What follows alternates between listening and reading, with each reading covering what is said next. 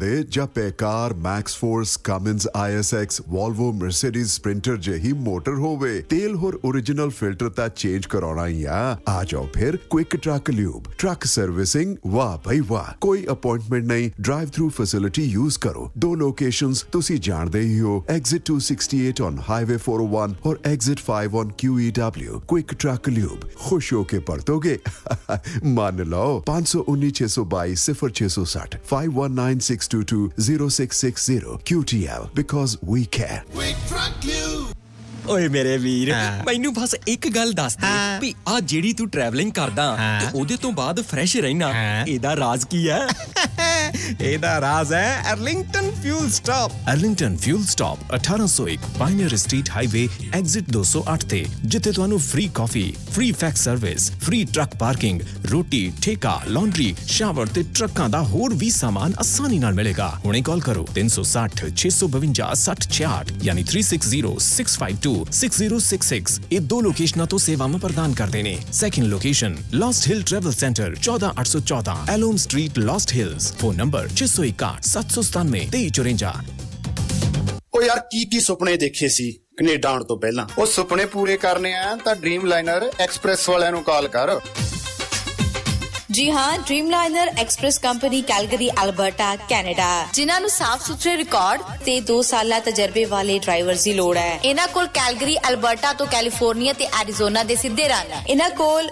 Dry ते Reifer load भी है home return with in 5 days by weekly ते चंगी तनख्वाह दिंदे आ और हाँ सिंगल ते टीम्स दोनां नूं हायर करदे ने वधेरे जानकारी लई call 403 404 9501 403 404 9501 Dreamliner express company Calgary Alberta Canada Bathinda ਦੀ ਗ੍ਰੀਨ ਸਿਟੀ ਦੀ ਅਪਾਰ ਸਫਲਤਾ ਤੋਂ ਬਾਅਦ ਹੁਣ ਪੇਸ਼ ਹੈ ਕਨ੍ਹਈਆਜ਼ ਗ੍ਰੀਨ ਸਿਟੀ ਜਿੱਥੇ ਸਿਕਿਉਰਿਟੀ ਦੇ ਪੁਖਤਾ ਪ੍ਰਬੰਧ ਖੁੱਲੀਆਂ ਸੜਕਾਂ ਹਰਾ ਭਰਾ ਵਾਤਾਵਰਣ ਬਿਜਲੀ ਦੀਆਂ ਅੰਡਰਗਰਾਉਂਡ ਤਾਰਾਂ ਅਤੇ ਖੂਬਸੂਰਤ ਫੁੱਲ ਪੌਦੇ ਲੈਂਡਸਕੇਪਿੰਗ ਅਤੇ ਨਿਰਮਾਣ ਕਾਰਜ ਚੱਲ ਰਹੇ ਨੇ ਤੇਜ਼ੀ ਨਾਲ ਇਸ ਤੋਂ ਪਹਿਲਾਂ ਕਿ ਸਾਰੇ ਪਲਾਟ ਬੁੱਕ ਹੋ ਜਾਣ ਸੰਪਰਕ ਕਰੋ 8556002064 ਅਤੇ 8556002071 ਟਰੱਕਿੰਗ ਵਾਲੇ ਵੀਰੋ ਧਿਆਨ ਨਾਲ ਸੁਣੋ ਟਰੱਕ ਜਿੱਦਾਂ ਦਾ ਵੀ ਚਲਾਉਨੇ ਹੋ ਮੈਨੂਅਲ ਜਾਂ ਆਟੋਮੈਟਿਕ ਕੁਇਕ ਟਰੱਕ ਲਿਊਬ ਚੇਤੇ ਆਹੀ ਨਾ ਰੱਖਿਓ ਟਰੱਕ ਦੀ ਵਧੀਆ ਸਰਵਿਸ ਲਈ ਕੁਇਕ ਟਰੱਕ ਲਿਊਬ ਲਓ ਜੀ ਤੀਜੀ ਲੋਕੇਸ਼ਨ ਵੀ ਖੋਲਤੀ ਆ ਐਗਜ਼ਿਟ 579 ਫਰਮ ਹਾਈਵੇ 401 ਇਨ ਨਾਪਨੀ ਆਹੋ ਜੀ ਕੋਈ ਅਪਾਇੰਟਮੈਂਟ ਨਹੀਂ drive through facility exit 579 firm highway 401 in ਨਾਪਨੀ quick truck lube the one stop shop 5196220660 ਜਾਂ quicktrucklube.com QTL because we care Quick Truck Lube.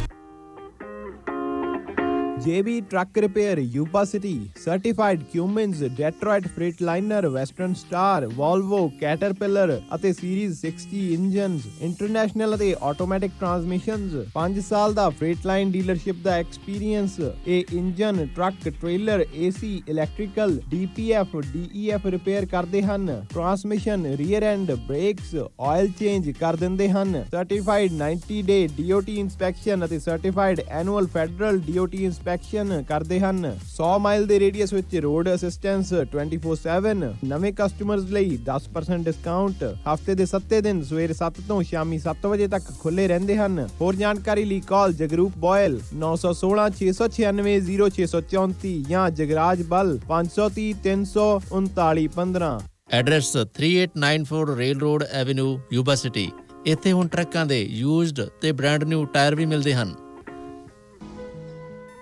So programme ਸ਼ਮਾਦਾਨ ਦੇ ਵਿੱਚ ਤੁਹਾਡਾ ਮੁੜ ਤੋਂ ਸਵਾਗਤ ਹੈ ਜੀ ਵਾਸ਼ਿੰਗਟਨ ਫਰੇਟ ਸਰਵਿਸ ਜਿਹੜੀ ਓਨਰ ਆਪਰੇਟਰ ਅਤੇ ਡਰਾਈਵਰ ਹਾਇਰ ਕਰ ਰਹੀ ਹੈ ਜੀ ਸੈਟਲ ਏਰੀਆ 'ਚ ਤੁਹਾਨੂੰ ਲੋਕਲ ਜੋਬ ਦਿੰਦੀ ਹੈ ਡਿਸਪੈਚ ਪੰਜਾਬੀ 'ਚ ਵੀ ਕਰਦੇ ਨੇ ਗੁਰਵਿੰਦਰ ਸਿੰਘ ਧਾਲੀਵਾਲ ਹੋਰਾਂ ਨਾਲ 2063544060 ਅਤੇ ਜਾਂ ਜਗਦੇਵ ਸੰਧੂ ਹੋਰਾਂ ਨਾਲ 2532666924 ਦੇ ਉੱਤੇ ਕਾਲ ਕਰ ਸਕਦੇ ਹੋ prime properties and real estate ਇੱਕ ਟਰਸਟਿਡ ਨਾਮ ਹੈ ਜੀ ਮੋਹਾਲੀ ਦੇ ਵਿੱਚ ਦਫ਼ਤਰ ਹੈ ਜੀ ਇਹਨਾਂ ਦਾ ਏਅਰਪੋਰਟ ਰੋਡ ਐਰੋ ਸਿਟੀ ਦੇ ਵਿੱਚ ਤੁਸੀਂ ਇਹਨਾਂ ਨਾਲ ਰੈਜ਼ੀਡੈਂਸ਼ੀਅਲ ਕਮਰਸ਼ੀਅਲ ਇੰਡਸਟਰੀਅਲ ਪਲਾਟਸ ਦੇ ਲੈਣ ਦੇਣ ਖਰੀਦੋ ਫਰੋਖਤ ਦੇ ਵਿੱਚ ਸਲਾਹ ਮਸ਼ਵਰਾ ਕਰ ਸਕਦੇ ਹੋ ਮੋਹਾਲੀ ਚੰਡੀਗੜ੍ਹ ਜ਼ੀਰਕਪੁਰ ਖਰੜ ਦੇ ਵਿੱਚ ਪ੍ਰੋਪਰਟੀ ਭਾਵੇਂ ਐਗਰੀਕਲਚਰ ਹੋਵੇ ਕੋਈ ਗਰੰਟਡ ਇਨਕਮ ਵਾਲੀ ਹੋਵੇ ਪੰਜਾਬ ਦੇ ਵਿੱਚ ਕਿਤੇ ਵੀ ਤੁਸੀਂ ਇਹਨਾਂ ਨਾਲ ਜ਼ਰੂਰ ਸੰਪਰਕ ਕਰੋ ਢਿੱਲੋਂ ਸਾਹਿਬ ਸਤਿ ਸ਼੍ਰੀ ਅਕਾਲ ਜੀ ਸਤਿ ਸ਼੍ਰੀ ਅਕਾਲ ਜੀ ਢਿੱਲੋਂ ਸਾਹਿਬ ਦੇਸ਼ ਦੇ, ਸਾਡੀ ਕੌਮ ਦੇ ਮਹਾਨ ਸ਼ਹੀਦਾਂ ਨੂੰ ਕੱਲ੍ਹ ਦੇਸ਼ ਨੇ ਯਾਦ ਕੀਤਾ ਜੀ।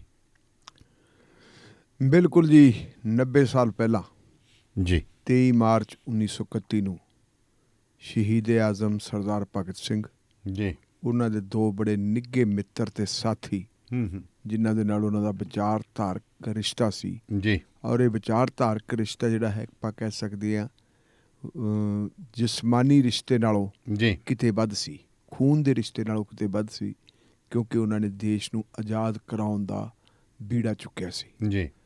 ਇਹਨਾਂ ਤਿੰਨਾਂ ਵਿਅਕਤੀਆਂ ਨੂੰ, ਤਿੰਨਾਂ ਸ਼ਹੀਦਾਂ ਨੂੰ 23 ਮਾਰਚ ਨੂੰ ਸ਼ਾਮ ਦੇ ਸਮੇਂ ਜੀ, ਜਿਹੜਾ ਪ੍ਰੋਟੋਕੋਲ ਦੀ ਉਲੰਘਣਾ ਕਰਕੇ ਆਮ ਤੌਰ 'ਤੇ ਕਿਸੇ ਵੀ ਵਿਅਕਤੀ ਨੂੰ ਜਦੋਂ ਫਾਂਸੀ ਦਿੱਤੀ ਜਾਂਦੀ ਹੈ ਉਹਦੇ ਲਈ ਸਮਾਂ ਜਿਹੜਾ ਚੁਣਿਆ ਹੁੰਦਾ ਸਵੇਰ ਦਾ ਜੀ।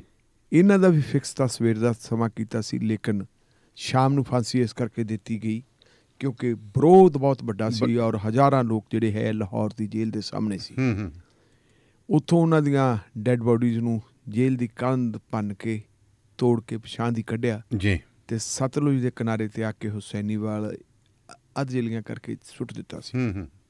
ਉਦੋਂ ਤੋਂ ਲੈ ਕੇ ਅੱਜ ਤੱਕ ਦੁਨੀਆ ਦੇ ਵਿੱਚ ਜਿੱਥੇ ਕਿਤੇ ਵੀ ਪੰਜਾਬੀ ਬੈਠੇ ਆ, ਭਾਰਤੀ ਬੈਠੇ ਹੈ, ਉਹਨਾਂ ਦਾ ਕੋਈ ਧਰਮ ਹੋਵੇ, ਕੋਈ ਜਾਤ ਹੋਵੇ, ਕੋਈ ਫਿਰਕਾ ਹੋਵੇ ਜੀ, ਉਹ ਹਮੇਸ਼ਾ ਹੀ ਇਹਨਾਂ ਸ਼ਹੀਦਾਂ ਨੂੰ ਯਾਦ ਕਰਦੇ ਹੈ। ਅੱਜ ਤਾਂ ਦੌੜ ਇਸ ਗੱਲ ਦੇ ਵਿੱਚ ਲੱਗੀ ਹੋਈ ਹੈ ਕਿ ਹਰ ਵਿਚਾਰਧਾਰਾ ਦੇ ਲੋਕ ਜੀ, ਜਿਨ੍ਹਾਂ ਦਾ ਉਹਨਾਂ ਦੇ ਵਿਚਾਰਾਂ ਦੇ ਨਾਲ ਕੋਈ ਲਾਗਤ ਦੇ ਗਈ ਹੈ ਨਹੀਂ ਜੀ, ਉਹ ਵੀ ਇਹ ਤਸੱਵਰ ਕਰਦੇ ਆ ਕਿ ਸ਼ਹੀਦ ਆਜ਼ਮ ਭਗਤ ਸਿੰਘ ਸਾਡੇ ਨਾਲ ਦੇ ਸੀ, ਸਾਡੇ ਵਿੱਚੋਂ ਸੀ। ਪਰ ਜਿਹੜੀ ਵੱਡੀ ਗੱਲ ਇੱਕ ਇਹ ਹੈ ਕਿ ਇਹ ਪਹਿਲਾ ਮੌਕਾ ਦਾਣੇ ਵਾਲੀਆ ਸਾਹਿਬ 90 ਸਾਲਾਂ ਦਾ ਜੀ ਕਿ ਐਤਕੀ ਸਰਦਾਰ ਭਗਤ ਸਿੰਘ ਉਹਨਾਂ ਦੇ ਸਾਥੀਆਂ ਦਾ ਜਿਹੜਾ ਇਹ ਸ਼ਹੀਦੀ ਦਿਵਸ ਮਨਾਇਆ ਗਿਆ ਜੀ, ਇਹ ਉਹਨਾਂ ਦੀ ਵਿਚਾਰਧਾਰਾ ਦਾ ਜਿਹੜਾ ਪ੍ਰਚੰਡ ਜਿਹੜਾ ਹੈਗਾ ਸਾਨ ਹੈ ਜੀ, ਇਹ ਉਹਦਾ ਨਤੀਜਾ ਹੈ। ਕਿਉਂਕਿ ਅਸੀਂ ਦੇਖਦੇ ਹਾਂ ਵੀ ਆਈ ਵਾਰੀ ਪਾਕਿਸਤਾਨ 'ਚ ਲੈ ਲਓ, ਤੁਸੀਂ ਭਾਰਤ 'ਚ ਲੈ ਲਓ, ਦੁਨੀਆ ਦੇ ਵਿੱਚ ਜਿੱਥੇ ਵੀ ਲੈ ਲਓ, ਉਹ ਮਨਾਇਆ ਜਾਂਦਾ ਦਿਨ ਜੀ। ਲੇਕਿਨ ਇਹ ਪਹਿਲਾ ਮੌਕਾ ਹੈ ਜਦੋਂ ਕਿਸਾਨ ਭਾਈਚਾਰੇ ਨੇ, ਕਿਰਤੀ ਲੋਕਾਂ ਨੇ ਜੀ ਦਿੱਲੀ ਦੀਆਂ ਬਰੂਹਾਂ ਤੇ ਵੀ ਇਹ ਮਨਾਇਆ, ਪੰਜਾਬ ਦੇ ਵਿੱਚ ਜਿੱਥੇ ਜਿੱਥੇ ਧਰਨੇ ਲੱਗੇ ਉਹਨਾਂ ਥਾਵਾਂ ਤੇ ਮਨਾਇਆ ਜੀ, ਵਿਦੇਸ਼ਾਂ ਦੇ ਵਿੱਚ ਜਿੱਥੇ ਕਿਤੇ ਵੀ ਥੋੜ੍ਹਾ ਬਹੁਤਾ ਪ੍ਰੋਟੈਸਟ ਹੁੰਦਾ ਉੱਥੇ ਮਨਾਇਆ। ਪ੍ਰੋਟੈਸਟ ਤੋਂ ਬਗੈਰ ਵੀ ਉਹਨਾਂ ਨੇ ਇਹ ਕਿਉਂਕਿ ਕਿਸਾਨਾਂ ਨੇ ਸੱਦਾ ਦਿੱਤਾ ਸੀ ਕਿ ਸ਼ਹੀਦ ਆਜ਼ਮ ਭਗਤ ਸਿੰਘ ਹੋਰਾਂ ਨੂੰ ਯਾਦ ਕਰਨਾ ਜੀ, ਔਰ ਯਾਦ ਕਰਦਿਆਂ ਉਹਨਾਂ ਦੇ ਪੂਰਨਿਆਂ 'ਤੇ ਚੱਲਣ ਦਾ ਅਹਿਦ ਕਰਨਾ ਅਤੇ ਆਪਣੀ ਜਿੱਤ ਨੂੰ ਯਕੀਨੀ ਬਣਾਉਣਾ ਜੀ। ਹੁਣ ਜੇ ਅਸੀਂ ਦੇਖੀਏ ਵਿਚਾਰਧਾਰਕ ਜਿਹੜੀ ਹੈਗੀ ਸਾਂਝ ਆ ਕਿੱਥੇ ਗਈ। ਸ਼ਹੀਦ ਆਜ਼ਮ ਸਰਦਾਰ ਭਗਤ ਸਿੰਘ ਹੋਰਾਂ ਨੇ ਦੇਸ਼ ਨੂੰ ਆਜ਼ਾਦ ਕਰਾਉਣ ਵਾਸਤੇ ਲੜਾਈ ਲੜੀ ਸੀ ਜੀ। ਉਹਨਾਂ ਦਾ ਮਕਸਦ ਇਹ ਨਹੀਂ ਸੀ ਕਿ ਗੋਰੇ ਅੰਗਰੇਜ਼ ਚਲੇ ਜਾਣ ਅਤੇ ਉਹਨਾਂ ਦੀ ਥਾਂ ਦੇ ਉੱਤੇ ਕਾਲੇ ਅੰਗਰੇਜ਼ ਆ ਜਾਣ। ਉਹ ਚਾਹੁੰਦੇ ਸੀ ਕਿ ਅਜਿਹਾ ਸਿਸਟਮ ਇਸ ਦੇਸ਼ ਦੇ ਵਿੱਚ ਸਥਾਪਿਤ ਹੋਵੇ ਜਿੱਥੇ ਗਰੀਬ ਹੋਰ ਗਰੀਬ ਨਾ ਹੋਵੇ ਅਤੇ ਅਮੀਰ ਹੋਰ ਅਮੀਰ ਨਾ ਹੋਵੇ ਜੀ। ਉਹ ਚਾਹੁੰਦੇ ਸੀ ਕਿ ਕਿਰਤ ਦੀ ਜਿਹੜੀ ਹੈਗੀ ਆ ਵਡਿਆਈ ਹੋਵੇ ਔਰ ਕਿਰਤੀ ਲੋਕ ਜਿਹੜੇ ਹੈਗੇ ਆ ਬੜੇ ਵਧੀਆ ਤਰੀਕੇ ਦੇ ਨਾਲ ਆਪਣਾ ਜੀਵਨ ਬਸਰ ਕਰ ਸਕਣ, ਕਿਰਤ ਦੀ ਲੁੱਟ ਨਾ ਹੋਵੇ ਜੀ। ਉਹ ਅਜਿਹਾ ਸਮਾਜ ਚਾਹੁੰਦੇ ਸੀ ਔਰ ਇਸ ਸਮਾਜ ਦੀ ਖਾਤਰ ਉਹਨਾਂ ਨੇ ਆਪਣੇ ਆਪ ਨੂੰ ਕੁਰਬਾਨ ਕੀਤਾ। ਬਹੁਤ ਸਾਰੇ ਲੋਕ ਇਹ ਮੰਨਦੇ ਕਿ ਜਿਹੜੇ ਹੈਗੇ ਆ ਜਿਨ੍ਹਾਂ ਨੂੰ ਅਸੀਂ ਕਹਿ ਸਕਦੇ ਹਾਂ ਕਿ ਜਿਨ੍ਹਾਂ ਨੇ ਉਹਨਾਂ ਦੇ ਬਾਰੇ ਪੜ੍ਹਿਆ ਹੋਇਆ ਨਹੀਂ, ਉਹ ਇਹ ਮੰਨਦੇ ਕਿ ਸ਼ਹੀਦ ਆਜ਼ਮ ਭਗਤ ਸਿੰਘ ਵਰਗੇ ਹਥਿਆਰਾਂ ਦੀ ਨੋਕ ਦੇ ਉੱਤੇ ਅੰਗਰੇਜ਼ਾਂ ਨੂੰ ਕੱਢਣ ਦੇ ਵਿੱਚ ਲੱਗੇ ਹੋਏ ਸੀ। ਲੇਕਿਨ ਇਹ ਗੱਲ ਗਲਤ ਹੈ। ਉਹਨਾਂ ਨੇ ਜਿਹੜੀਆਂ ਵੀ ਦੋ ਤਿੰਨ ਗੱਲਾਂ ਕੀਤੀਆਂ, ਪਹਿਲੀ ਗੱਲ ਤਾਂ ਇਹ ਹੈ ਕਿ ਸਾਂਡਰਸ ਮਾਰਿਆ ਗਿਆ ਸੀ, ਮਾਰਨਾ ਕਿਸੇ ਨੂੰ ਸਕਾਟ ਨੂੰ ਚਾਹੁੰਦੇ ਸੀ, ਮਾਰਿਆ ਗਿਆ ਸੀ ਸਾਂਡਰਸ ਜੀ ਜੀ। ਉਹਦੇ ਉਸ ਮਾਮਲੇ ਦੇ ਵਿੱਚ ਵੀ ਉਸ ਵੇਲੇ ਉਹਨਾਂ ਦੀ ਜਿਹੜੀ ਹੈਗੀ ਵਿਚਾਰਧਾਰਕ ਪਰਪੱਕਤਾ ਨਹੀਂ ਸੀ ਹੋਈ। ਬਾਅਦ ਦੇ ਵਿੱਚ ਉਹਨਾਂ ਨੇ ਦੇਖਿਆ ਕਿ ਇਹ ਗੱਲ ਗਲਤ ਹੈ, ਇਸ ਤਰ੍ਹਾਂ ਦੀ ਨਹੀਂ ਹੋਣੀ ਚਾਹੀਦੀ, ਵਾਇਲੈਂਸ ਨਹੀਂ ਹੋਣੀ ਚਾਹੀਦੀ। ਅਤੇ ਫਿਰ ਜਿਹੜਾ ਦਿੱਲੀ ਦੇ ਅਸੈਂਬਲੀ ਹਾਲ ਦੇ ਵਿੱਚ ਉਹਨਾਂ ਨੇ ਬੰਬ ਸੁੱਟਿਆ ਸੀ, ਉਹ ਬੰਬ ਫੋਕਾ ਸੀ ਜੀ। ਉਹ ਸਿਰਫ ਪਟਾਕਾ ਪਾਉਣ ਵਾਲਾ ਸੀ ਕਿ ਬੋਲੀ ਸਰਕਾਰ ਹੈ ਜਿਹੜੇ ਇਹਦੇ ਕੰਨਾਂ ਨੂੰ ਖੋਲ੍ਹਿਆ ਜਾਵੇ। ਅਸੈਂਬਲੀ ਦੇ ਵਿੱਚ ਬੰਬ ਸੁੱਟਿਆ ਸੀ। ਲੇਕਿਨ ਭਗਤ ਸਿੰਘ ਦਾ ਜਿਹੜਾ ਦੂਸਰਾ ਪਹਿਲੂ ਆ ਪਿਸਤੌਲ ਵਾਲਾ ਨਹੀਂ ਜੀ, ਉਹਨਾਂ ਦਾ ਪਹਿਲੂ ਕਿਤਾਬ ਵਾਲਾ ਹੈ। ਜਦੋਂ ਉਹਨਾਂ ਨੂੰ ਫਾਂਸੀ ਵੀ ਦਿੱਤੀ ਗਈ ਸੀ ਉਸ ਵੇਲੇ ਵੀ ਉਹ ਇੱਕ ਇਨਕਲਾਬੀ ਕਿਤਾਬ ਪੜ੍ਹ ਰਹੀ ਸੀ ਜੀ। ਸੋ ਉਹਨਾਂ ਤੋਂ ਉਹਨਾਂ ਦਾ ਜਿਹੜਾ ਫਲਸਫਾ ਹੈ, ਜਿਹੜੀ ਉਹਨਾਂ ਦੀ ਵਿਚਾਰਧਾਰਾ ਹੈ, ਉਹ ਤੋਂ ਸਿੱਖਣ ਦੀ ਲੋੜ ਸੀ। ਔਰ ਇਹੀ ਕਾਰਨ ਹੈ ਕਿ ਕਿਸਾਨਾਂ ਨੇ ਹੁਣ ਭਗਤ ਸਿੰਘ ਦਾ ਜਿਹੜਾ ਹੈਗਾ ਰਸਤਾ ਉਹ ਅਡਾਪਟ ਤਾਂ ਉਹਨਾਂ ਨੇ ਪਹਿਲਾਂ ਹੀ ਕੀਤਾ ਹੋਇਆ, ਉਹਨਾਂ ਦੀ ਵਿਚਾਰਧਾਰਾ ਉਹਨਾਂ ਦੇ ਨਾਲ ਮੇਲ ਖਾਂਦੀ ਹੈ ਜੀ। ਲੇਕਿਨ ਭਗਤ ਸਿੰਘ ਹੋਰਾਂ ਦਾ ਜਿਹੜਾ ਇਹ ਸ਼ਹੀਦੀ ਦਿਵਸ ਸੀ, ਇਸ ਸ਼ਹੀਦੀ ਦਿਵਸ ਦੇ ਵਿੱਚੋਂ ਉਹਨਾਂ ਨੂੰ ਹੋਰ ਤਾਕਤ ਮਿਲੇ, ਹੋਰ ਊਰਜਾ ਮਿਲੇ ਜੀ। ਇਸ ਲਈ ਕੱਲ੍ਹ ਉਹਨਾਂ ਨੇ ਸੰਸਾਰ ਪੱਧਰ ਦੇ ਉੱਤੇ ਜਿੱਥੇ ਜਿੱਥੇ ਵੀ ਕਿਸਾਨ ਬੈਠੇ ਉਹਨਾਂ ਨੂੰ ਸੱਦਾ ਦਿੱਤਾ ਸੀ ਔਰ ਸਾਰੇ ਦੇਸ਼ ਨੇ ਬੜੇ ਉਤਸ਼ਾਹ ਦੇ ਨਾਲ ਸਾਡੇ ਇਸ ਕੌਮੀ ਸ਼ਹੀਦ ਨੂੰ ਤੇ ਉਹਦੇ ਸਾਥੀਆਂ ਨੂੰ ਯਾਦ ਕੀਤਾ ਹੈ ਜੀ। ਔਰ ਜਦੋਂ ਅਸੀਂ ਗੱਲ ਕਰਦੇ ਹਾਂ ਅੱਜ ਵੀ ਜਿਹੜੀਆਂ ਸਰਕਾਰਾਂ ਵੀ ਠੀਕ ਹੈ ਕਿ ਜਦੋਂ ਇਹੋ ਜਿਹਾ ਦਿਨ ਆਉਂਦਾ ਹੈ ਉਦੋਂ ਇੱਕ ਰਸਮੀ ਜਿਹੜੀ ਹੈਗੀ ਹੈ ਉਹ ਸ਼ਰਧਾਂਜਲੀ ਭੇਟ ਕਰ ਦਿੱਤੀ ਜਾਂਦੀ ਹੈ। ਲੇਕਿਨ ਜਿਹੜੀ ਉਹਨਾਂ ਦੀ ਸੋਚ ਸੀ ਉਹਨਾਂ ਦੀ ਸੋਚ ਦੇ ਸਭ ਕੁਝ ਹੀ ਉਲਟ ਹੋ ਰਿਹਾ। ਬਿਲਕੁਲ। ਸੋ ਲੋੜ ਇਸ ਵੇਲੇ ਯੂਥ ਨੂੰ ਇਹ ਹੈ ਕਿ ਯੂਥ ਨੂੰ ਗਰਮ ਨਾਅਰਿਆਂ ਦੇ ਵਿੱਚ ਨਹੀਂ ਪੈਣਾ ਚਾਹੀਦਾ। ਉਹਨਾਂ ਨੂੰ ਸ਼ਹੀਦ ਆਜ਼ਮ ਭਗਤ ਸਿੰਘ ਹੋਰਾਂ ਦੀ ਵਿਚਾਰਧਾਰਾ ਕੀ ਹੈ ਇਹਦੀ ਥੋੜ੍ਹੀ ਸਟੱਡੀ ਕਰਨੀ ਚਾਹੀਦੀ ਹੈ, ਪੜ੍ਹਨਾ ਚਾਹੀਦਾ ਹੈ, ਔਰ ਜਿਹੜਾ ਉਹਨਾਂ ਨੇ ਰਾਹ ਦਰਸਾਇਆ ਉਸ ਰਾਹ ਦੇ ਉੱਤੇ ਚੱਲਣਾ ਚਾਹੀਦਾ ਹੈ। ਮੈਂ ਇੱਥੇ ਇਹ ਵੀ ਜ਼ਿਕਰ ਕਰ ਦੇਵਾਂ ਕਿ ਜਦੋਂ ਸ਼ਹੀਦ ਆਜ਼ਮ ਭਗਤ ਸਿੰਘ ਦਾ ਅਸੀਂ ਜ਼ਿਕਰ ਕਰਦੇ ਹਾਂ, ਜਿਨ੍ਹਾਂ ਦਿਨਾਂ ਦੇ ਵਿੱਚ ਇਹ ਜੇਲ੍ਹ ਦੇ ਵਿੱਚ ਬੰਦ ਸੀ, ਉਹਨਾਂ ਦਿਨਾਂ ਦੇ ਵਿੱਚ ਇੱਕ ਹੋਰ ਵਿਚਾਰਧਾਰਾ ਵਾਲੇ ਜਿਨ੍ਹਾਂ ਦਾ ਅੱਜ ਇੱਥੇ ਰਾਜ ਭਾਗ ਹੈ ਉਹ ਵੀ ਬੰਦ ਸੀ। ਉਹ ਉਸ ਵੇਲੇ ਅੰਗਰੇਜ਼ਾਂ ਨੂੰ ਚਿੱਠੀਆਂ ਲਿਖ ਕੇ ਇਹ ਗੱਲ ਕਹਿੰਦੇ ਸੀ ਕਿ ਸਾਡੇ ਪ੍ਰਾਣ ਬਖਸ਼ ਦਿਓ, ਸਾਨੂੰ ਜੇਲ੍ਹ ਦੇ ਵਿੱਚੋਂ ਬਾਹਰ ਕੱਢ ਦਿਓ, ਅਸੀਂ ਤੁਹਾਡੇ ਜ਼ਿਆਦਾ ਕੰਮ ਆਵਾਂਗੇ। ਲੇਕਿਨ ਸ਼ਹੀਦ ਆਜ਼ਮ ਭਗਤ ਸਿੰਘ ਤੇ ਉਹਨਾਂ ਦੇ ਸਾਥੀਆਂ ਨੂੰ ਜਦੋਂ ਸਜ਼ਾਏ ਮੌਤ ਦਾ ਹੁਕਮ ਸੁਣਾਤਾ ਸੀ, ਉਦੋਂ ਉਹਨਾਂ ਨੇ ਅੰਗਰੇਜ਼ ਹਕੂਮਤ ਨੂੰ ਇੱਕ ਪੱਤਰ ਲਿਖਿਆ ਸੀ ਤੇ ਉਸ ਪੱਤਰ ਦੇ ਵਿੱਚ ਉਹਨਾਂ ਨੇ ਭੀਖ ਨਹੀਂ ਮੰਗੀ ਸੀ। ਉਹਨਾਂ ਨੇ ਕਿਹਾ ਸੀ ਕਿ ਤੁਹਾਡੇ ਇਸ ਫੈਸਲੇ ਨੇ, ਟ੍ਰਿਬਿਊਨਲ ਦੇ ਫੈਸਲੇ ਨੇ ਇਹ ਸਾਬਤ ਕਰ ਦਿੱਤਾ ਹੈ, ਇਹ ਐਵੀਡੈਂਸ ਆ ਗਈ ਹੈ ਕਿ ਅਸੀਂ ਬ੍ਰਿਟਿਸ਼ ਸਾਮਰਾਜ ਦੇ ਖਿਲਾਫ ਅੰਦੋਲਨ ਵਿੱਢਿਆ ਹੋਇਆ ਇੱਕ ਜਿਹੜਾ ਹੈਗਾ ਹਥਿਆਰਬੰਦ ਸੰਘਰਸ਼ ਸ਼ੁਰੂ ਕੀਤਾ ਹੋਇਆ ਹੈ, ਸਾਨੂੰ ਬਾਗੀ ਮੰਨਿਆ ਹੋਇਆ ਔਰ ਸਾਨੂੰ ਜੰਗੀ ਕੈਦੀ ਮੰਨਿਆ ਹੋਇਆ, ਤੇ ਜੰਗੀ ਕੈਦੀਆਂ ਨੂੰ ਕਦੇ ਫਾਂਸੀ ਨਹੀਂ ਦਿੱਤਾ ਜਾਂਦਾ। ਯੁੱਧ ਕਰਨ ਵਾਲਿਆਂ ਨੂੰ ਸਾਨੂੰ ਗੋਲੀ ਨਾਲ ਉਡਾਉਣ ਵਾਸਤੇ ਫਾਇਰਿੰਗ ਸਕੁਐਡ ਬਣਾਇਆ ਜਾਵੇ। ਇਹ ਹੁੰਦੇ ਆ ਸ਼ਹੀਦ। ਇਹੀ ਕਾਰਨ ਹੈ ਕਿ ਵਿਚਾਰਧਾਰਾ ਭਾਵੇਂ ਜਿਹੜੇ ਉਹਨਾਂ ਦੀ ਵਿਚਾਰਧਾਰਾ ਦੇ ਉਲਟ ਵਾਲੇ ਵੀ ਲੋਕ ਹੈ, ਉਹਨਾਂ ਦੀ ਜਿਹੜੀ ਕੁਰਬਾਨੀ ਹੈ ਉਸ ਕੁਰਬਾਨੀ ਦੇ ਸਾਹਮਣੇ ਸਭ ਦੀਆਂ ਅੱਖਾਂ ਝੁੰਦਿਆ ਜਾਂਦੀਆਂ ਤੇ ਸਾਰੇ ਆਪਣੇ ਆਪ ਨੂੰ ਇਹ ਸਾਬਤ ਕਰਦੇ ਹੈ ਕਿ ਅਸੀਂ ਹੀ ਸ਼ਹੀਦ ਆਜ਼ਮ ਸਰਦਾਰ ਭਗਤ ਸਿੰਘ ਦੇ ਵਾਰਸ ਹਾਂ। ਔਰ ਉਹਨਾਂ ਦੀ ਵਿਚਾਰਧਾਰਾ ਦੀ ਗੱਲ ਕਰਨ ਦੀ ਬਜਾਏ ਦਾਨੇਵਾਲ ਸਾਹਿਬ ਜਦੋਂ ਆਪਾਂ ਦੇਖਦੇ ਹਾਂ ਨਾ, ਇੱਕ ਫੈਸ਼ਨ ਚੱਲਿਆ ਹੋਇਆ ਹੈ ਕਿ ਜੀ ਬਸੰਤੀ ਪੱਗਾਂ ਬੰਨ੍ਹ ਲਓ। ਬਸੰਤੀ ਪੱਗ ਬੰਨ੍ਹਣ ਨਾਲ ਕੋਈ ਭਗਤ ਸਿੰਘ ਨਹੀਂ ਬਣਦਾ। ਭਗਤ ਸਿੰਘ ਬਣਦਾ ਉਹਦੀ ਵਿਚਾਰਧਾਰਾ ਨੂੰ ਅਡੋਪਟ ਕਰਨਾ ਤੇ ਉਸ ਵਿਚਾਰਧਾਰਾ ਦੇ ਮੁਤਾਬਕ ਫਿਰ ਆਪਣੇ ਆਪ ਨੂੰ ਢਾਲਣਾ ਔਰ ਕਿਰਤੀ ਲੋਕਾਂ ਦੇ ਲਈ ਸੰਘਰਸ਼ ਕਰਨਾ। ਜੀ ਬਿਲਕੁਲ ਢਿੱਲੋਂ ਸਾਹਿਬ, ਜਿਵੇਂ ਤੁਸੀਂ ਗੱਲ ਕੀਤੀ ਹੈ ਕਿ ਸਾਨੂੰ ਸੋਚਣਾ ਪਏਗਾ, ਕਿਉਂਕਿ ਅੱਜ ਵੀ ਜਿਹੜੀ ਗੱਲ ਮੈਂ ਜਾ ਕੇ ਆਇਆ ਬਹੁਤ ਵਧੀਆ ਇਕੱਠ ਸੀਗਾ ਸਾਡੇ ਸਾਹਿਬਜ਼ਾਦਿਆਂ ਦੀ ਸ਼ਹਾਦਤ ਵਾਲੀ ਧਰਤੀ 'ਤੇ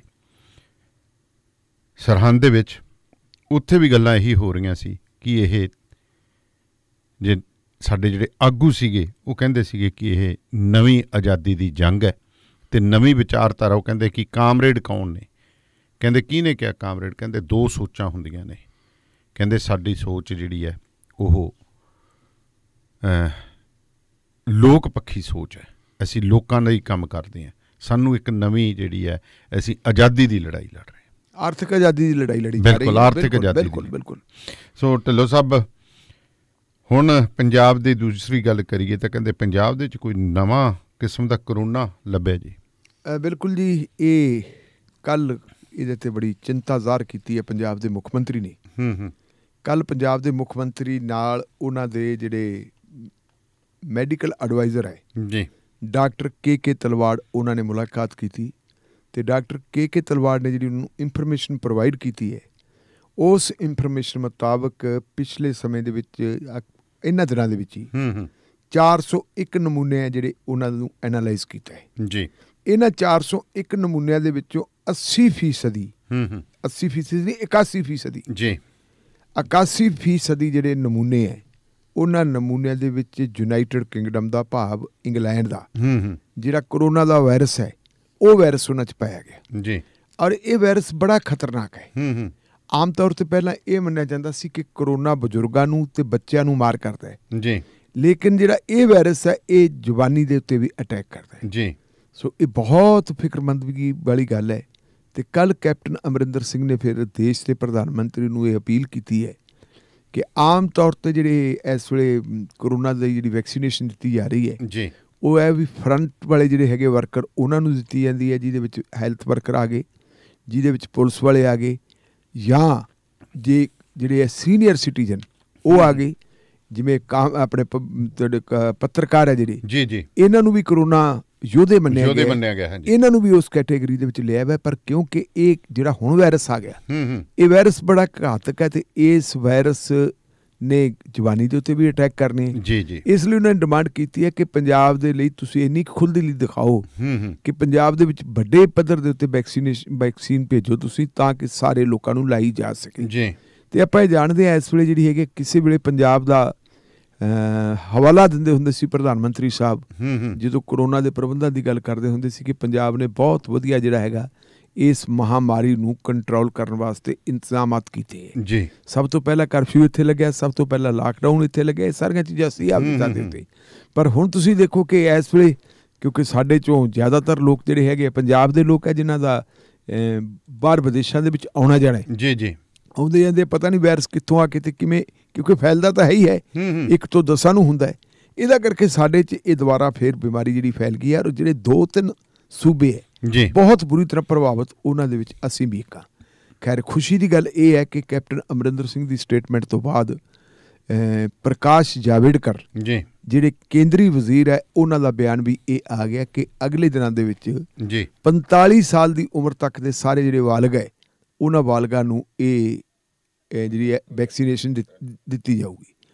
ਦੂਜੇ ਪਾਸੇ ਜੇ ਆਪਾਂ ਦੇਖੀਏ ਤਾਂ ਮੇਰੇ ਖਿਆਲ ਮੁਤਾਬਕ ਵੈਕਸੀਨੇਸ਼ਨ ਭਾਵੇਂ ਤੁਸੀਂ ਜਿੰਨੀ ਮਰਜ਼ੀ ਦੇ ਦਿਓ, ਪਰ ਜੇ ਅਸੀਂ ਪ੍ਰੀਕਾਸ਼ਨ ਨਾ ਰੱਖਾਂਗੇ, ਜੇ ਅਸੀਂ ਚੌਕਸ ਨਾ ਹੋਵਾਂਗੇ, ਆਪਾਂ ਬਚਾਂਗੇ ਨਾ ਲਾਗ ਤੋਂ, ਤਾਂ ਮੱਲੋ ਮੱਲੀ ਸਾਨੂੰ ਵਾਇਰਸ ਨੇ ਚੁੰਬੜਨੇ ਕਿਉਂਕਿ ਮਾਸਕ ਪਹਿਨਣਾ ਬਹੁਤ ਜ਼ਰੂਰੀ ਹੈ ਜੀ ਜੀ। ਔਰ ਇੱਕ ਬਹੁਤ ਵਧੀਆ ਗੱਲ ਕੀਤੀ ਹੈ ਦਾਨੇਵਾਲੀਆ ਸਾਹਿਬ ਨੂੰ, ਭਾਵੇਂ ਕੋਈ ਮਾੜਾ ਸਮਝੇ ਪਰ ਮੈਂ ਇਹਨੂੰ ਚੰਗਾ ਸਮਝਦਾ ਕਿ ਹੁਣ ਪੁਲਿਸ ਨੂੰ ਹਦਾਇਤਾਂ ਕੀਤੀਆਂ ਹੋਈਆਂ ਕਿ ਜਿਸ ਬੰਦੇ ਦੇ ਮਾਸਕ ਨਹੀਂ ਪਹਿਨਿਆ ਹੋਇਆ ਉਹਨੂੰ ਤੁਸੀਂ ਸਿਰਫ ਤੇ ਸਿਰਫ ਜੁਰਮਾਨਾ ਨਾ ਕਰੋ, ਸਗੋਂ ਜੁਰਮਾਨਾ ਕਰਨ ਦੀ ਬਜਾਏ ਉਹਨੂੰ ਕਹੋ ਚੱਲ ਭਾਈ ਬੈਠ ਗੱਡੀ 'ਚ ਤੇ ਉਹਨੂੰ ਹਸਪੀਟਲ ਲੈ ਜਾਓ। ਕਰੋਨਾ ਦੇ ਜਿਹੜੇ ਦੋਨੋਂ ਟੈਸਟ ਆ ਦੋਨੋਂ ਟੈਸਟ ਕਰਵਾਓ, ਉਹਨਾਂ ਟੈਸਟਾਂ ਦੇ ਰਾਹੀਂ ਪਤਾ ਲੱਗੇ ਔਰ ਉਹਦਾ ਵੀ ਜਿਹੜਾ ਹੈਗਾ ਚੰਗਾ ਅਸਰ ਪਿਆ। ਹੁਣ ਤੁਸੀਂ ਦੇਖੋ ਆਮ ਤੌਰ ਦੇ ਉੱਤੇ ਜੇ ਆਪਾਂ ਨੌਜਵਾਨਾਂ ਨੂੰ ਦੇਖਦੇ ਹਾਂ, ਬਹੁਤ ਸਾਰੇ ਨੌਜਵਾਨ ਜਿਹੜੇ ਪਹਿਲਾਂ ਆਮ ਹੀ ਘੁੰਮਦੇ ਫਿਰਦੇ ਸੀ ਵੀ ਕਰੋਨਾ ਕਰੂਗਾ ਸਾਡਾ ਕੀ ਕਰ ਦੂਗਾ, ਉਹਨਾਂ ਨੂੰ ਮਾਸਕ ਜਾਂ ਉਹਨਾਂ ਨੇ ਆਪਣੇ ਮੂੰਹਾਂ ਦੇ ਉੱਤੇ ਰੁਮਾਲ ਬੰਨ ਲਏ ਜਾਂ ਉਹਨਾਂ ਨੇ ਆਪਣੇ ਪਟਕੇ ਵਗੈਰਾ ਆਪਣੇ ਕੀ ਕਹਾਂਗੇ ਦੁਪੱਟੇ ਵਗੈਰਾ ਉਹ ਲੈ ਲਏ। ਸੋ ਇਹ ਬਿਮਾਰੀ ਦਾ ਹੋਰ ਕੋਈ ਇਲਾਜ ਨਹੀਂ ਔਰ ਇਹ ਬਹੁਤ ਫਿਕਰਮੰਦਗੀ ਵਾਲੀ ਗੱਲ ਹੈ। ਜਿਹੜੀ ਆ ਮੈਡੀਕਲ ਡਿਪਾਰਟਮੈਂਟ ਨੂੰ ਵੀ ਕਾਫੀ ਐਕਟਿਵ ਕੀਤਾ ਹੋਇਆ ਔਰ ਵੱਡੇ ਪੱਧਰ ਦੇ ਉੱਤੇ ਜਿਹੜੀ ਹੈ ਵੈਕਸੀਨੇਸ਼ਨ ਜਿਹੜੀ ਲਵਾਈ ਜਾ ਰਹੀ ਹੈ। ਅੱਜ ਮੇਰੀ 1-2 ਬੰਦਿਆਂ ਦੇ ਨਾਲ ਗੱਲ ਵੀ ਹੋਈ, ਜਿਹੜੀ ਕੋਵਾਸ਼ੀਲਡ ਹੈ ਸਾਡੇ ਜਿਹੜੀ ਵੈਕਸੀਨ ਇੱਥੇ ਲੱਗਦੀ ਹੈ, ਇਹ ਵੈਕਸੀਨ ਮੇਰਾ ਖਿਆਲ ਸੀਰਮ ਕੰਪਨੀ ਵਾਲਿਆਂ ਨੇ ਬਣਾਈ ਹੈ। ਮੈਨੂੰ ਅੱਜ ਇੰਗਲੈਂਡ ਆਪਣਾ ਅਮਰੀਕਾ ਦੇ ਵਿੱਚੋਂ ਇੱਕ ਸੱਜਣ ਦਾ ਫੋਨ ਆਇਆ, ਉਹਨੇ ਕਿਹਾ ਕਿ ਇਹ ਜਿਹੜੀ ਵੈਕਸੀਨ ਭਾਰਤ ਦੇ ਵਿੱਚ ਬਣੀ ਹੈ ਬੜੀ ਨਾਮੀ ਕੰਪਨੀ ਨੇ ਬਣਾਈ ਹੈ। ਅੱਛਾ ਜੀ। ਕਿਉਂਕਿ ਵੈਕਸੀਨ ਦਾ ਜਿਹੜਾ ਫਾਰਮੂਲਾ ਤਿਆਰ ਕੀਤਾ, ਜਿਹੜੇ ਇਹਦਾ ਐਨਾਲਿਸਿਸ ਕੀਤਾ, ਜੋ ਉਹਨਾਂ ਨੇ ਟੈਸਟ ਵਗੈਰਾ ਕੀਤੇ, ਇਹ ਆਕਸਫੋਰਡ ਵਾਲਿਆਂ ਨੇ ਕੀਤੇ ਔਰ ਆਕਸਫੋਰਡ ਦੇ ਨਾਲ ਇੱਕ ਫਿਰ ਐਗਰੀਮੈਂਟ ਕਰਕੇ ਇਹਨਾਂ ਨੇ ਸੀਰਮ ਵਾਲਿਆਂ ਨੇ ਬਣਾਈ ਹੈ। ਬਹੁਤ ਇਫੈਕਟਿਵ ਹੈ ਔਰ ਇਹਨੂੰ ਲਵਾਉਣਾ ਚਾਹੀਦਾ। ਖੈਰ ਆਪਾਂ ਤਾਂ ਲਵਾ ਕੇ ਦੇਖਿਆ ਹੀ ਹੈ, ਜਿੰਨਾ ਮਤਲਬ ਜਿਹੜੀ ਹੈਗੀ ਹੈ ਜਿੰਨੀ ਵੱਡੀ ਪੱਧਰ ਤੇ ਇਹਨੂੰ ਲਵਾਉਣਾ ਚਾਹੀਦਾ। ਤੇ ਨਾਲ ਸਭ ਤੋਂ ਜ਼ਰੂਰੀ ਇਹ ਹੈ ਕਿ ਤੁਸੀਂ ਅਹਤਿਆਤ ਰੱਖੋ, ਆਪਣਾ ਜਿਹੜਾ ਹੈਗਾ ਮਾਸਕ ਵਗੈਰਾ ਲਓ। ਜੇ ਸਾਨੂੰ ਕਿਸੇ ਨਾਲ ਹੱਥ ਮਿਲਾਉਣ ਤੋਂ ਪਹਿਲਾਂ ਤਾਂ ਗੁਰੇਜ਼ ਕਰਨਾ ਚਾਹੀਦਾ ਹੈ, ਜੇ ਮਿਲਾਉਣਾ ਵੀ ਪੈ ਜੇ ਤਾਂ ਹੱਥ ਨੂੰ ਸਾਬਣ ਨਾਲ ਜ਼ਰੂਰ ਧੋ ਲਓ, ਇਹ ਜ਼ਰੂਰੀ ਹੈ।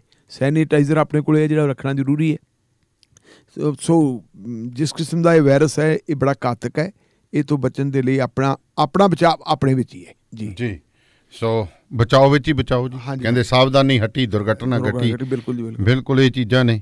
ਤੇ ਫਿਰ ਹੁਣ ਆਪਾਂ ਢਿੱਲੋਂ ਸਾਹਿਬ ਸ਼ਹਿਰ ਦਾ ਨਾਂ ਜੀ ਚਿਤੌੜਗੜ੍ਹ ਜੀ। ਹੁਣ ਉਹ ਪੰਜਾਬੀ 'ਚ ਤਾਂ ਆਪਾਂ ਅੰਗਰੇਜ਼ੀ 'ਚ ਬੋਲਦੀ ਹੈ ਤਾਂ ਕਹਿ ਦਿੰਦੇ ਆ ਵੀ ਸ਼ਬਦ ਸਹੀ ਆ ਬਟਕਸ, ਪਰ ਪੰਜਾਬੀ ਤਾਂ ਆਪਣੇ ਕਹਿੰਦੇ ਆ ਵੀ ਨੂੜ ਕੇ ਫਿਰ ਥਾਣੇਦਾਰ ਦੇ ਉਹ ਕੁੱਟੇ ਜੀ। ਬਿਲਕੁਲ ਜੀ ਬਿਲਕੁਲ। ਕਿਉਂ ਕੁੱਟਿਆ ਜੀ?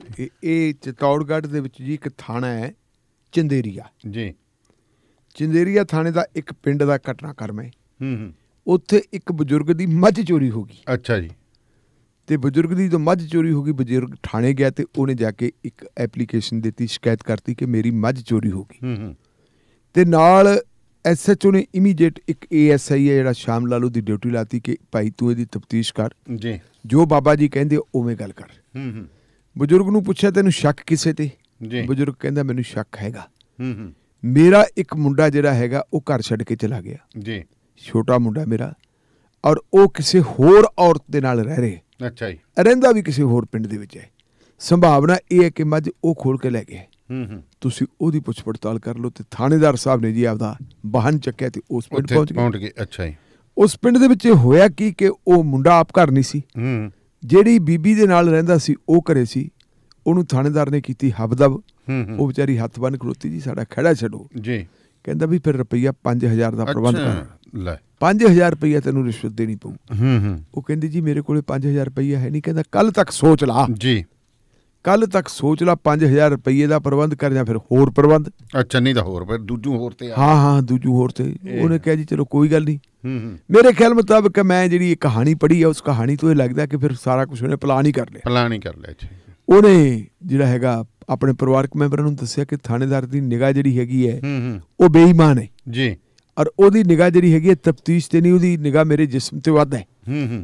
ਤੇ ਇਹ ਜਦੋਂ ਉਹਨਾਂ ਨੇ ਗੱਲ ਕਹੀ ਤਾਂ ਉਹ ਕਹਿੰਦੇ ਕੋਈ ਗੱਲ ਨਹੀਂ, ਬੁਲਾ ਲਾ ਤੂੰ ਜੀ। ਥਾਣੇਦਾਰ ਟੈਲੀਫੋਨ ਨੰਬਰ ਉਹਨੂੰ ਦੇ ਗਿਆ ਸੀ ਆਪਦਾ। ਉਹਨੇ ਫਿਰ ਟੈਲੀਫੋਨ ਨੰਬਰ ਦਿੱਤਾ ਜੀ, ਪੈਸੇ ਦਾ ਪ੍ਰਬੰਧ ਨਹੀਂ ਹੁੰਦਾ ਥਾਣੇਦਾਰ ਸਾਹਿਬ, ਤੁਸੀਂ ਆ ਜਾਓ, ਬਾਕੀ ਜੋ ਜਿਵੇਂ ਠੀਕ ਹੈ ਤੁਹਾਡੀ ਸੇਵਾ ਪਾਣੀ ਕਰ ਦਿੰਦੇ ਆ। ਤੇ ਥਾਣੇਦਾਰ ਸਾਹਿਬ ਆ ਗਏ ਜੀ। ਆ ਕੇ ਥਾਣੇਦਾਰ ਸਾਹਿਬ ਅੰਦਰ ਵੜ ਗਏ। ਅੰਦਰ ਵੜ ਕੇ ਫਿਰ ਜਿਹੜੀ ਉਹਨੇ ਕਰਤੂਤ ਕਰਨੀ ਸੀ ਉਹ ਉਸ ਪਾਸੇ ਪਿਆ। ਉਹ ਲੜਕੀ ਜਿਹੜਾ ਜਿਸ ਦੇ ਘਰੇ ਉਹ ਰਹਿੰਦੀ ਸੀ ਉਹਦਾ ਵੱਡਾ ਭਰਾ ਕੁਦਰਤੀ ਆ ਗਿਆ ਜੀ। ਕੁਦਰਤੀ ਆ ਗਿਆ ਜਾਂ ਪਲੈਨਿੰਗ, ਮੈਂ ਪਹਿਲਾਂ ਪਲੈਨਿੰਗ ਕਹਿ ਚੁੱਕਾ। ਉਹ ਆ ਗਿਆ ਜੀ, ਉਹਨੇ ਨਾਲ 5-4 ਗੁਆਂਢੀ ਕਰ ਲਏ ਇਕੱਠੇ ਹੋਰ। ਤੇ ਫਿਰ ਉਵੇਂ ਜਿਵੇਂ ਬਣਾਉਣ ਬਣੂਣ ਜੀ ਪਾਈ ਸੀ ਤੇ ਉਹਨਾਂ ਨੇ ਜੀ ਬਾਹਾਂ ਲਈਆਂ ਬੰਨ ਜੀ, ਤੇ ਬਾਹਾਂ ਬੰਨ ਕੇ ਫਿਰ ਲੈ ਆਏ ਬਾਹਰਲੇ ਪਾਸੇ ਲੈ ਕੇ ਤੇ ਦਰਖਤ ਨਾਲ ਨੂੜਤਾ। ਬੰਨਤਾ ਉੱਥੇ ਤੇ ਬੰਨ ਕੇ ਬਹਿ ਗਏ ਪਾਸੇ ਤੇ ਲਾਗੇ ਉਹਨੂੰ ਠਿੱਠ ਕਰਨ। ਗਰਮੀ ਦਾ ਮੌਕਾ ਰਾਜਸਥਾਨ ਚ ਪਤਾ ਆਪਣੇ ਨੂੰ ਗਰਮੀ ਜ਼ਿਆਦਾ ਹੁੰਦੀ ਹੈ। ਉਹ ਪਾਣੀ ਕਰਿਓ ਤੇ ਹੈ ਮਰੇ ਆਖੇ ਪਾਣੀ ਦੇ ਦਿਓ, ਕਹਿੰਦੇ ਦਿੰਦੇ ਆ ਪਾਣੀ। ਉਹਨਾਂ ਨੇ ਜੀ ਫਿਰ ਉਹਦੀ ਵੀਡੀਓ ਬਣਾ ਲਈ ਜੀ। ਵੀਡੀਓ ਬਣਾ ਕੇ ਵੀਡੀਓ ਕਰਤੀ ਵਾਇਰਲ। ਪੁਲਿਸ ਨੂੰ ਪਤਾ ਲੱਗ ਗਿਆ, ਲੋਕਾਂ ਨੇ ਬੰਨ ਕੇ ਪੁਲਿਸ ਆ ਗਈ ਤੇ ਉਹਨੂੰ ਛੁਡਾ ਕੇ ਲੈ ਗਈ।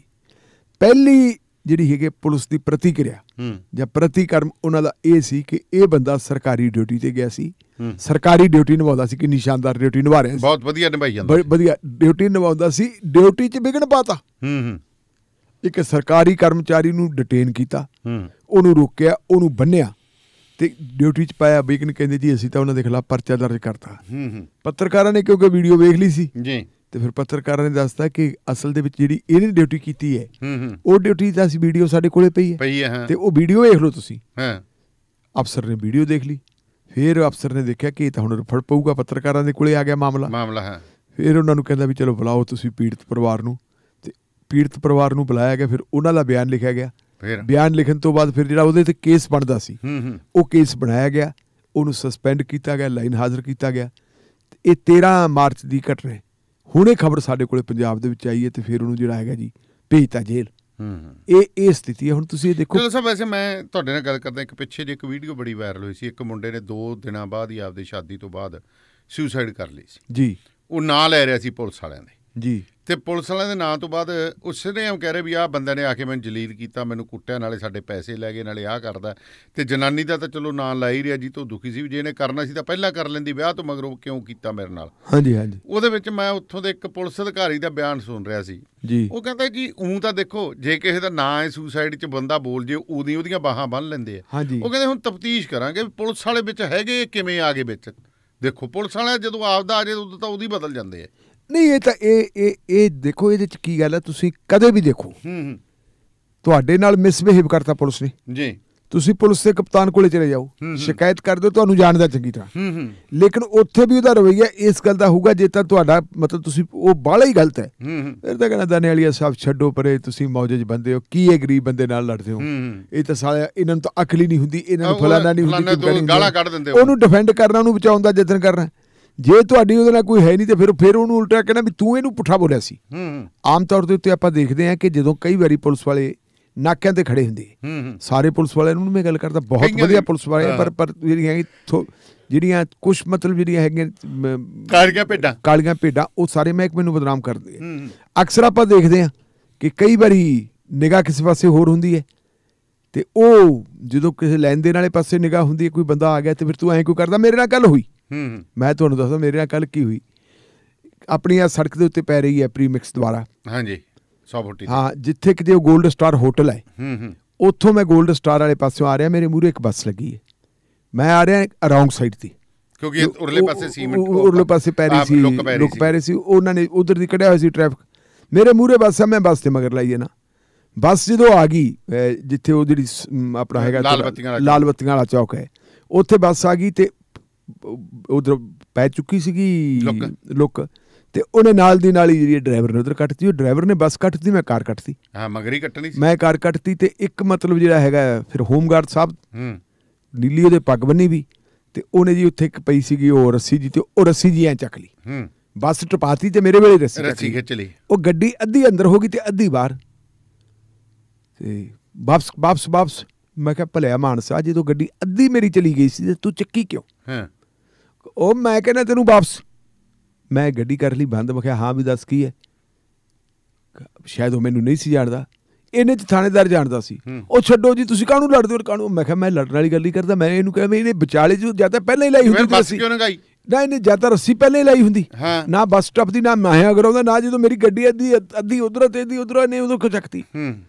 ਉਹ ਐਂ ਜੀ ਕਰਕੇ ਫਿਰ ਤੁਸੀਂ ਲੜਨਾ। ਉਹ ਮੈਂ ਕਿਹਾ ਲੜਨ ਵਾਲੀ ਗੱਲ ਤਾਂ ਜੇ ਲੜਨ ਤੇ ਆ ਗਏ ਤਾਂ ਫਿਰ ਤਾਂ ਕੰਮ ਖਰਾਬ ਹੋ ਜੂਗਾ। ਮੈਂ ਤਾਂ ਨਹੀਂ ਇਸ ਗੱਲ ਤੇ ਲੜਨਾ। ਚੰਗਾ ਤੁਸੀਂ ਕੋਈ ਜਾਓ ਨਾ, ਕੋਈ ਗੱਲ ਨਹੀਂ। ਮੈਂ ਥੋੜੀ ਜਿਹੀ ਗੱਡੀ ਪਾਸੇ ਕਰਕੇ ਤੇ ਫੇਰ ਰੋਕ ਲਈ। ਫਿਰ ਉਹਨੂੰ ਕਹੀ ਤੂੰ ਮਰਵਾਏਂਗਾ, ਨਾਲੇ ਤੂੰ ਆਪ ਮਰੇਗਾ ਨਾਲੇ ਮਰਵਾਏਂਗਾ, ਤੈਨੂੰ ਕਿਹਾ ਸੀ ਤੂੰ ਜਿੱਦ ਨਾਲ ਫੜਿਆ ਕਰ। ਮੈਂ ਫੇਰ ਮੁੜ ਲਿਆ। ਮੈਂ ਕਿਹਾ ਭਾਈ ਸਾਹਿਬ ਗੱਲ ਇਹ ਹੈ, ਹੁਣ ਤੂੰ ਕਹੀ ਨਾ ਤੂੰ ਜਿੱਦ ਨਾਲ ਫੜਿਆ, ਮੇਰੇ ਸਾਹਮਣੇ ਤੂੰ ਉਹਨੂੰ ਡਿਫੈਂਡ ਕਰ ਰਿਹਾ ਸੀ, ਉਲਟਾ ਤੂੰ ਮੈਨੂੰ ਕਰ ਰਿਹਾ ਸੀ ਵੀ ਤੂੰ ਲੜ ਰਿਹਾ।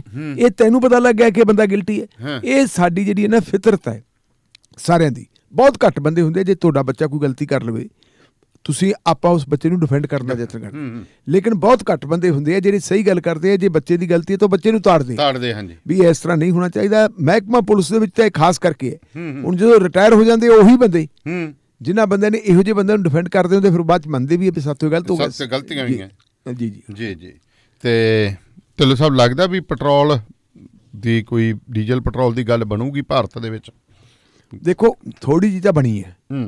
ਤੁਸੀਂ ਇਹ ਦੇਖੋ ਕਿ ਡੀਜ਼ਲ ਪੈਟਰੋਲ ਰੋਜ਼ ਵੱਧਦਾ ਸੀ ਜੀ, ਹਾਲਾਂਕਿ ਕੱਚੇ ਤੇਲ ਦੀਆਂ ਕੀਮਤਾਂ ਜਿੰਨਾ ਪੈਟਰੋਲ ਵੱਧਦਾ ਕੱਚੇ ਤੇਲ ਦੀਆਂ ਕੀਮਤਾਂ ਉਨੀਆਂ ਨਹੀਂ ਵਧੀਆਂ ਡੀਜ਼ਲ ਦੇ ਤੇ ਉਹਦੇ ਮੁਕਾਬਲੇ।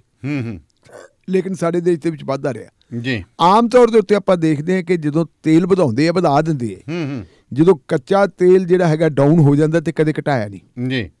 ਸਗੋਂ ਕਈ ਵਾਰੀ ਜੇ ਕੱਚਾ ਤੇਲ ਜ਼ਿਆਦਾ ਹੋ ਜੂ ਉਧਰਲੇ ਪਾਸੇ ਕੰਪਨੀ ਘਟਾ ਦੂਗੀ ਤੇਲ ਦੀ ਕੀਮਤ, ਤੇ ਸਾਡੇ ਵਾਲੇ ਟੈਕਸ ਲਾ ਕੇ ਪੂਰਾ ਬਰਾਬਰ ਫਿਰ ਸਰਕਾਰ ਵਾਲੇ ਫਿਰ ਉੱਥੇ ਕਰ ਦਿੰਦੇ ਜੀ। ਹੁਣ ਪਿਛਲੇ 10-12 ਦਿਨਾਂ ਤੋਂ ਤੁਸੀਂ ਦੇਖਿਆ ਪੈਟਰੋਲ ਦੀ ਕੀਮਤ 'ਚ ਕੋਈ ਵਾਧਾ ਨਹੀਂ ਹੋਇਆ ਜੀ। ਕਿਉਂ ਨਹੀਂ ਹੋਇਆ? ਕਿਉਂਕਿ 5 ਰਾਜਾਂ 'ਚ ਚੋਣਾਂ ਹੋ ਰਹੀਆਂ ਜੀ। ਜੇ ਚੋਣਾਂ ਨਾ ਹੋਈਆਂ ਹੁੰਦੀਆਂ ਤੇ 5-10 ਪੈਸੇ ਰੋਜ਼ ਵੱਧ ਜਿਆ ਕਰਦਾ। ਹੁਣ ਅੱਜ ਖਬਰ ਇਹ ਵੀ ਆ ਗਈ ਕਿ ਅਗਲੇ 1-2 ਦਿਨਾਂ ਦੇ ਵਿੱਚ ਕੁਛ ਨੇੜੇ ਹੋਊਗਾ ਜੀ, ਕਿਉਂਕਿ 2 ਦਿਨਾਂ ਬਾਅਦ ਮੇਰਾ ਖਿਆਲ ਹੈ ਬੰਗਾਲ ਦੇ ਵਿੱਚ ਪਹਿਲੇ ਪੜਾਅ ਦੀਆਂ ਚੋਣਾਂ ਹੋ ਜਾਣਗੀਆਂ, ਉੱਥੇ ਵੋਟਾਂ ਪੈਣਗੀਆਂ, ਉੱਥੇ ਨਾਲ ਦੀ ਨਾਲ ਹੀ ਕਹਿਣਗੇ ਜੀ ਆ ਲੋ ਅਸੀਂ ਇੰਨਾ ਕੁ ਘਟਾਤਾ ਜੀ।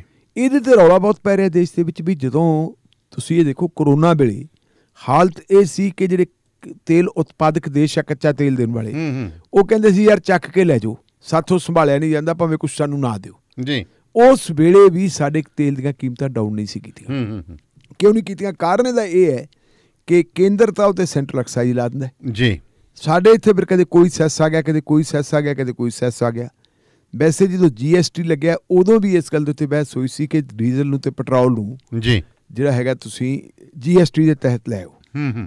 ਉਦੋਂ ਰਿਫਿਊਜ਼ ਕਰਤਾ ਸੀ, ਕਹਿੰਦੇ ਨਹੀਂ ਜੀ ਇਹ ਨਹੀਂ ਹੋ ਸਕਦਾ, ਕਿਉਂਕਿ ਰਾਜ ਜਿਹੜਾ ਇਤਰਾਜ਼ ਕਰਦੇ ਜੀ। ਰਾਜਾਂ ਦਾ ਜਿਹੜਾ ਬਣਦਾ ਹਿੱਸਾ ਹੈ ਉਹ ਸੈਂਟਰ ਦਿੰਦਾ ਨਹੀਂ, ਜਾਂ ਜਿੰਨਾ ਰਾਜ ਮੰਗਦੇ ਸੀ ਉਹਨਾਂ ਦਿੱਤਾ ਨਹੀਂ ਜਾਂਦਾ। ਉਹਨਾਂ ਦੀ ਜਿਹੜੀ ਹੈਗੀ ਘਾਟੇ ਦੀ ਪੂਰਤੀ ਕਰਨੀ ਸੀ, ਪਹਿਲਾਂ ਇਹਨਾਂ ਨੇ ਕਮਿਟਮੈਂਟ ਕਰ ਲਈ ਸੀ ਕਿ ਘਾਟੇ ਦੀ ਪੂਰਤੀ ਕਰ ਲਾਂਗੇ, ਲੇਕਿਨ ਨਹੀਂ ਕੀਤੀ।